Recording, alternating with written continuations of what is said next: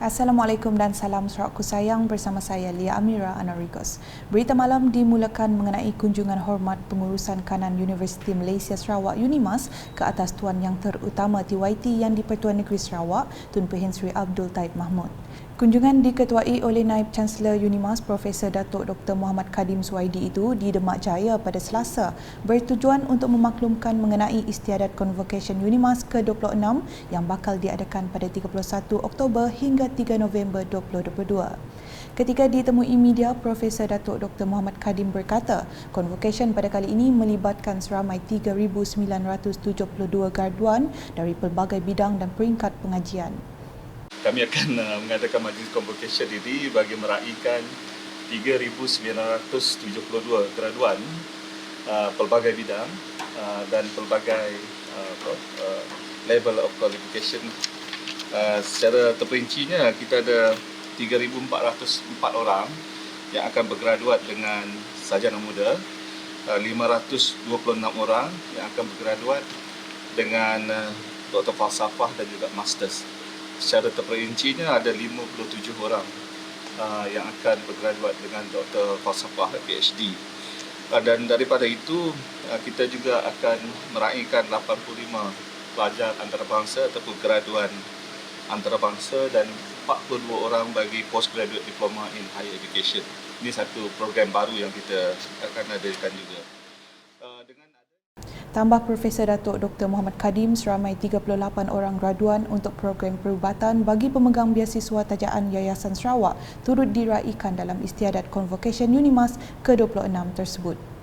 Salah satu lagi perkara yang agak signifikan pada Convocation kali ini adalah kita akan juga menyaksikan graduan yang pemegang scholarship perubatan daripada Yayasan Sarawak yang disokong dan ditaja oleh Yayasan Sarawak seramai 38 orang, yang khususnya anak-anak Sarawak yang mengikuti pengajian program perubatan di UNIMAS sejak 2017. Ini adalah satu usaha sama di antara UNIMAS, Yayasan Sarawak dan juga Kerajaan Negeri untuk kita address the issue of kekurangan pegawai perubatan di UNIMAS. Dan setiap tahun, Yayasan Sarawak akan membantu dari segi penajaan beasiswa kepada 40 orang pelajar-pelajar anak Sarawak di Fakulti Perubatan dan Sains Kesihatan. Tahun ini adalah kohort pertama yang akan keluar daripada UNIMAS. So, itu adalah satu. Sementara itu, beliau turut memberitahu istiadat Convocation pada tahun ini juga amat signifikan dengan ulang tahun penubuhan UNIMAS yang ke-30. Berita seterusnya, Sarawak berpotensi menjana tenaga elektrik yang berdaya saing dengan kapasiti sehingga 20,000 megawatt.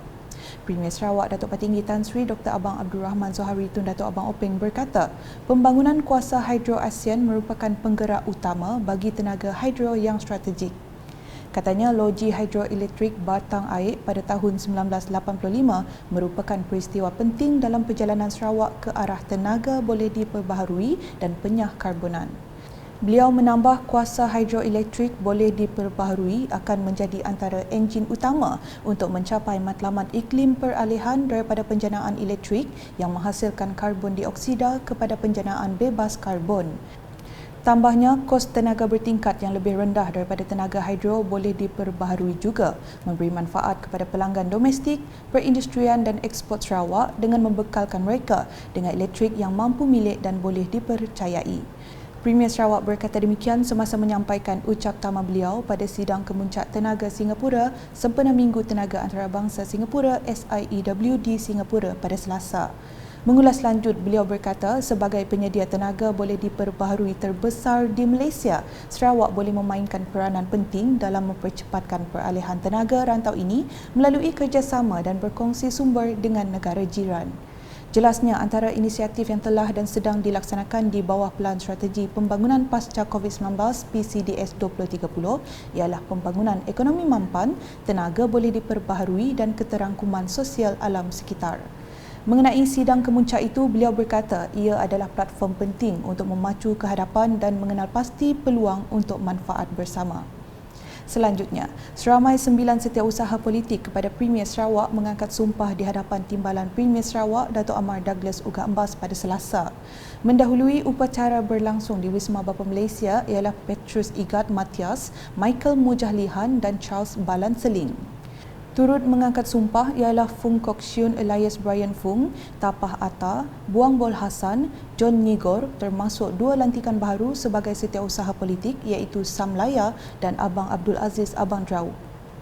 Hadir sama dalam upacara tersebut ialah Speaker Dun Sarawak Tan Sri Dato' Amar Muhammad Asfia Awang Nasar, Menteri Perdagangan Dalam Negeri dan Hal Ehwal Pengguna Datuk Sri Alexander Natalinggi, Timbalan Menteri Kesihatan Awam, Perumahan dan Kerajaan Tempatan Datuk Dr. Penguang Manggil, Timbalan Menteri Infrastruktur dan Pembangunan Pelabuhan, Pembangunan Infrastruktur Insinyur Aidil Lariwo dan Timbalan Menteri Pengangkutan Sungai dan Laut Datuk Henry Harry Jinet.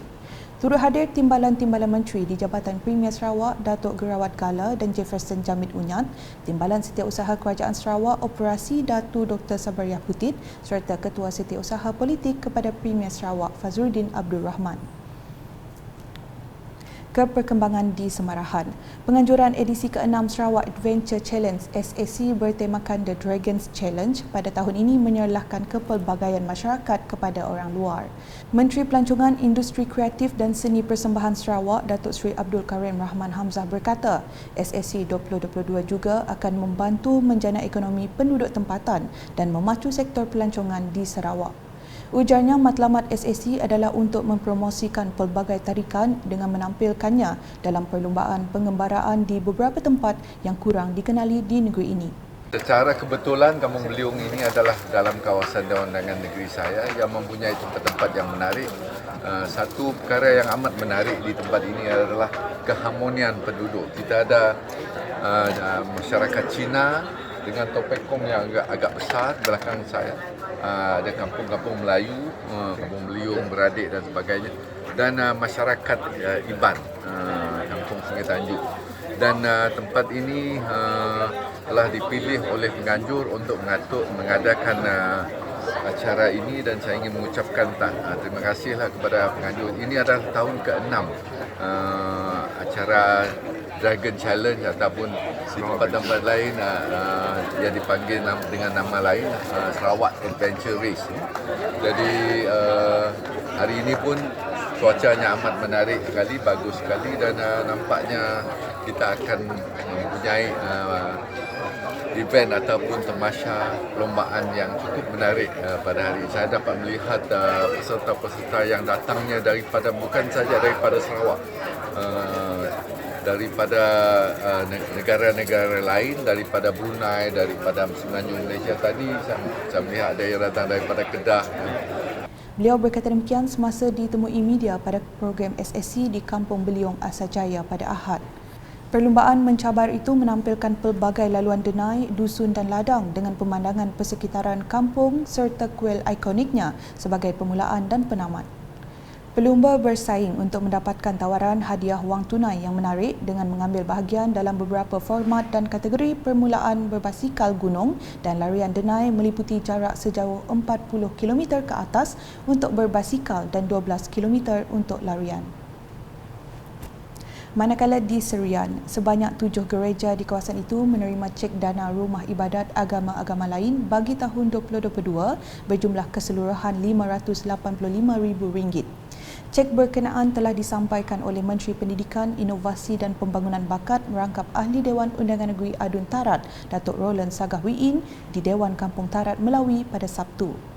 Peruntukan tersebut bagi membina bangunan Youth Fellowship and Sunday School Gereja St. Paul, Kampung Tarat Melawi berjumlah RM50,000, Gereja St. Dominic Kampung Kuang RM50,000, menyiapkan Chapel St. Vincent de Paul Kampung Cupak RM65,000 dan menyiapkan luar bangunan gereja tempat letak kereta serta membina parit konkrit gereja St. Andrew Chapel Kampung Skuduk RM70,000.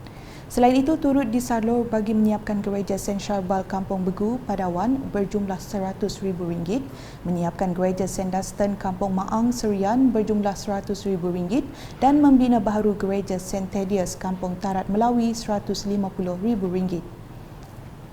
Di Miri pula, Menteri Pengangkutan Sarawak Datuk Seri Lee Kim Shin mahu Ketua Masyarakat dan Ketua Kaum KMKK menjadi jambatan antara pucuk pentadbiran dengan rakyat akar umbi. Justru KMKK katanya perlu menyebarkan maklumat mengenai dasar mahupun inisiatif yang dilaksanakan oleh kerajaan kepada penduduk di kawasan masing-masing. Jadi semua ketua masyarakat, ketua kaum adalah serupa jambatan antara kerajaan dan rakyat di bawah bidang kuasa anda semua, kalau di kampung, ya. Jadi adalah penting ketua-ketua kaum yang menjaga sesuatu kawasan itu mesti tahu kawasan itu ada berapanya rumah di sana, berapakah penduduk di sana, apakah yang dihadapi, yang apa keperluan. Kadang-kadang kita bercadangan kepada wakil rakyat, kepada kita dan juga kepada pejabat presiden, dan juga apa-apa maklumat yang perlu, yang maklumat terbaru, dasar terbaru, misalnya dahulu macam mana kita mohon misalnya BKSK, apa-apa yang baru. Sekarang kita pun ada survey sekarang is global, bagaimana kita menggunakannya. Kita mestilah bagi maklumat ini kepada para penduduk di dalam kawasan anda masing-masing. Beliau berkata demikian semasa berucap di Majlis Penyerahan Sijil Pelantikan KMKK bagi kawasan Senadin di Kompleks Islam Sarawak Miri pada Isnin. Tegas Datuk Seri Lee lagi, pemimpin di peringkat komuniti perlu peka dengan masalah serta keperluan rakyat, seterusnya melaporkan kepada kerajaan menerusi jabatan dan agensinya dengan segera untuk bantuan selanjutnya. Seramai 14 KMKK terdiri daripada seorang pemancar, 2 penghulu dan 11 ketua kaum menerima sijil lantikan mereka pada majlis tersebut. Sekian edisi malam bersama saya Lia Amira. Berita lebih lanjut boleh didapati di semua platform media sosial UKAS termasuk portal ukas.sarawak.gov.my dan UKAS Channel di YouTube. #menyebarfakta. Salam UKAS.